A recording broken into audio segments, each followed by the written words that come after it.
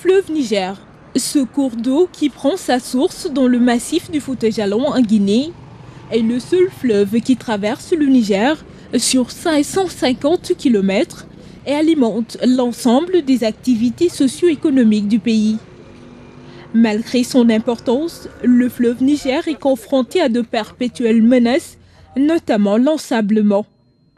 Fort de ce constat, la commission de l'UEMOA, l'Union économique et monétaire ouest-africaine, apporte depuis 2009 un appui financier pour la lutte contre l'ensablement dans le bassin du Niger d'un montant de 5 652 milliards de francs CFA dans le cadre du PLCEBN, le programme de lutte contre l'ensablement dans le bassin du Niger. Près de 45 000 hectares que le financement de l'UEMOA et de la BAD ont permis de récupérer, aussi bien en dunes qu'en terre de glacis, pour pouvoir permettre à cette terre de fonctionner et bloquer l'ensablement du fleuve et aussi fournir tous les usages que le sol pouvait fournir, à savoir le pâturage, à savoir l'agriculture, à savoir la sylviculture, sur les sols qui ont été récupérés grâce à cet effort.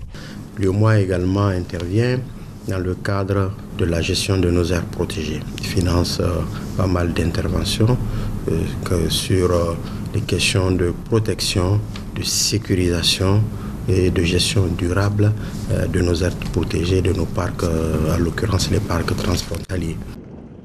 Les actions du PLCEBN ont permis de renforcer les capacités des acteurs, mais surtout d'améliorer les conditions de vie des populations des zones d'intervention. Dieu merci, il y a eu quand même un résultat, parce que déjà vous voyez ici les arbres, il y a les arbres, il y a eu de la paille pour les animaux, il y a eu la petite faune qui est revenue, et il y a eu la nappe phréatique qui a monté avec l'infiltration qu'ont provoqué ces ouvrages. Parce qu'avant, les puits étaient à 25 mètres de profondeur. Mais maintenant, quand vous descendez en bas, vous allez voir que le puits le plus profond vaut 4 à 6 mètres. Au-delà du projet de désenclavement du bassin du fleuve Niger, l'UEMOA a investi 60 290 millions dans plusieurs projets porteurs de développement pour le Niger. Lors de la table ronde organisée par le gouvernement du Niger à Paris pour financer le programme de développement économique et social, la Commission s'était engagée pour financer, en tout cas à hauteur de 25 milliards. Et fort heureusement, de 92 à maintenant, nous avons des conventions à hauteur de 60 milliards. Évidemment, parmi lesquelles il y a une bonne partie qui relève de la BOAD, de la BCAO et de la Commission. Il s'agit du programme Gourou-Banda qui est à hauteur de 33 milliards.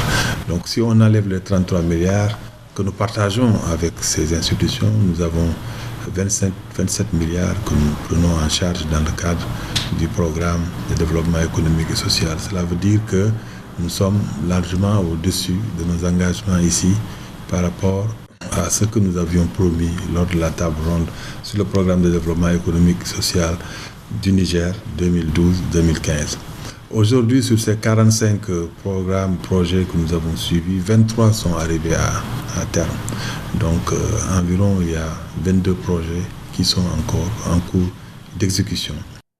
Dans le cadre du PAES, le programme d'appui à l'enseignement supérieur, et du PACER, le programme d'appui aux centres d'excellence régionaux, le Niger a bénéficié de plusieurs appuis de l'Union, notamment l'installation de filières porteuses identifiées, la formation pédagogique de 220 enseignants du supérieur, la formation locale de base didactique de 200 enseignants, la fourniture et l'installation de matériel informatique et bureautique à la direction de la production statistique. Le programme assure également l'interconnexion de 6 structures d'enseignement supérieur et de recherche du Niger. En un temps record, aujourd'hui, on a formé beaucoup d'enseignants. En un temps record, on a connecté plusieurs universités, mais également en un temps record, on a créé beaucoup de ressources numériques. Parce que l'enseignement à distance, c'est surtout les ressources qu'il faut créer pour les pérenniser et les mettre à disposition des étudiants. Ça prouve que c'est un acquis inestimable. Et la qualité est devenue de plus en plus perfectionnée, meilleure. Afin d'assurer la sécurité alimentaire au sein de son espace, la commission de l'UEMOA a mis en œuvre plusieurs programmes et projets en faveur du développement du secteur agricole. Ainsi, au Niger, pays où l'agriculture et l'élevage sont les piliers de l'économie, 34 magasins de stockage de récoltes ont été construits dans les 8 régions du pays, en plus d'un laboratoire de semences à Niamey. Des financements d'un montant global de 3,6 milliards de francs CFA. Le gouvernement nous amène des produits pour la population, tels que la vente à prix modéré. C'était des centaines de tonnes. On n'avait pas des endroits pour les stocker. Et c'était dans nos bureaux, dans les salles de réunion, dans les couloirs de la mairie qu'on les stockait. Et vous voyez, c'est les désagréments que ça peut causer. Et maintenant, vraiment avec la construction de ces magasins, tous ces problèmes-là est résolu. Avant la construction de ce magasin-là, nos producteurs avaient des difficultés de stockage. Le surplus, on ne sait pas là où est stocké. Souvent, c'est des greniers de fortune. Et vraiment, c'est pourquoi les gens ont demandé qu'on nous construise un magasin de stockage. En cas de surplus, si par exemple si je vends mon produit, et si ça suffit, je viens, je dépose. Les OGM rentrent dans tous les produits, pratiquement dans tous les produits alimentaires qui sont venus, les biscuiteries, les laits, tout. Vous ne savez pas dans quoi il y a OGM. Il y a une réglementation qui est libre au niveau international. Les pays sont obligés de trouver une solution. Et la solution, c'est créer un laboratoire qui puisse tester les produits à l'entrée et de donner un résultat. Sans ces équipements que l'UEMOA nous a donnés, nous ne pouvons pas le faire, c'est pas possible. C'est avec l'arrivée de ces équipements, maintenant que notre capacité a été améliorée et que nous pouvons faire les tests. Nous, au Niger, nous pouvons valablement nous réjouir des investissements ou des financements plutôt reçus de l'UEMOA qui nous ont permis d'atténuer dans une certaine mesure les difficultés auxquelles sont confrontées nos populations, tant au niveau du volet agricole que du secteur de l'élevage. La commission de l'UEMOA accorde par ailleurs une grande importance au développement des énergies renouvelables. C'est en ce sens qu'elle compte faire en sorte que d'ici 2030, 82% de l'énergie produite dans les 8 pays de cet espace communautaire soit de l'énergie renouvelable.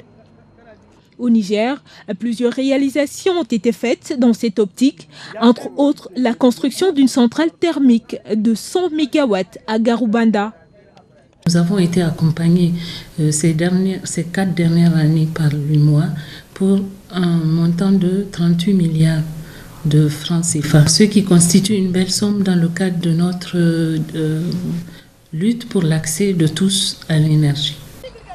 Dans le cadre du PRODER, le programme régional de développement des énergies renouvelables et de l'efficacité énergétique, 1618 lampadaires solaires photovoltaïques et 169 kits solaires ont été installés dans la région de Dosso, au grand bonheur des autorités locales. Nous avons reçu 844 lampadaires photovoltaïques répartis comme suite et 7 chefs-lieux de département sur 8 ont reçu en tout cas ces lampadaires, 8 chefs-lieux de communes rurales et 2 villages avec la commune urbaine aussi de Dosso. Au-delà de l'embellissement de la ville, l'installation de ces lampadaires a permis d'avoir des activités économiques de jour comme de nuit. Au-delà de ça aussi, il y a la sécurité. Aujourd'hui, la nuit, c'est comme la journée. Donc, il y a moins de vols, il y a moins d'agressions dans la ville. Le Niger bénéficie également du PAPEA UEMOA, le programme d'appui aux petites entreprises artisanales. Une convention signée entre le gouvernement, la commission de l'UEMOA et la Fédération nationale des artisans du pays a permis l'installation et la mise en service des équipements et outillages, de la dépouille, de la tannerie, de la gainerie, la cordonnerie et de la maroquinerie au centre des métiers du Niger, ainsi que la mise en place du système d'information sous-régional sur l'artisanat au Niger. Ces projets viennent à point nommé parce qu'effectivement, ils procèdent de l'amélioration de la qualité de nos produits en mettant à disposition de nos artisans un outil de production qui leur permet de mieux améliorer donc leur travail de façon à ce qu'ils puissent mieux le valoriser sur le terrain. Et ça, à notre avis, c'est extrêmement important. C'est là où se situe l'importance de ce projet-là. Parce que ce projet nous a également permis de créer, si vous voulez, un centre de ressources qui met en commun tous les efforts de nos artisans. Au-delà des artisans eux-mêmes, en tout cas, c'est des familles entières qui vivent donc de cette activité-là. Il s'agit de la redynamiser et de faire en sorte que ce soit une activité moderne, une activité qu'on peut davantage valoriser et aussi de susciter, disons, un intérêt pour les jeunes aussi. Parce qu'à un moment, en fait, ce secteur a été un tout petit peu abandonné. En tout cas, il n'y a pas eu les investissements nécessaires dans ce secteur. Et aujourd'hui, c'est tout cela que nous sommes en train d'essayer de rattraper. L'UEMOA apporte sa contribution. Afin de permettre à ces États membres de disposer de données nationales fiables et de créer une base de données régionales, l'UEMOA a financé le renforcement des capacités techniques et institutionnelles des États membres dans la collecte et le traitement des données statistiques des pêches. Ces données nous permettent d'avoir, donc, comme je viens de dire, la contribution de la pêche à l'économie et aussi de disposer des outils d'aide à les décisions, les informations et les données que nous collectons pour élaborer les politiques, les stratégies et les plans de gestion de la pêche au Niger. La plupart des infrastructures financées par l'UEMOA, en accord avec la République du Niger, ont été réalisées avec le concours de la NIGETIP, l'agence nigérienne des travaux d'intérêt public, pour l'emploi comme maître d'ouvrage délégué. On a une collaboration avec l'UEMOA depuis une dizaine d'années. Et depuis tout ce temps, on a géré environ 11 projets dans divers domaines, l'hydraulique, les bâtiments, les routes et les aménagements hydro-agricoles. Toutes ces réalisations entrent dans la logique de la commission de l'UEMOA de renforcer la coopération sous-régionale existante au sein de ses États membres, mais surtout de relever le défi du développement de l'Union à travers l'amélioration continue du niveau de vie des populations.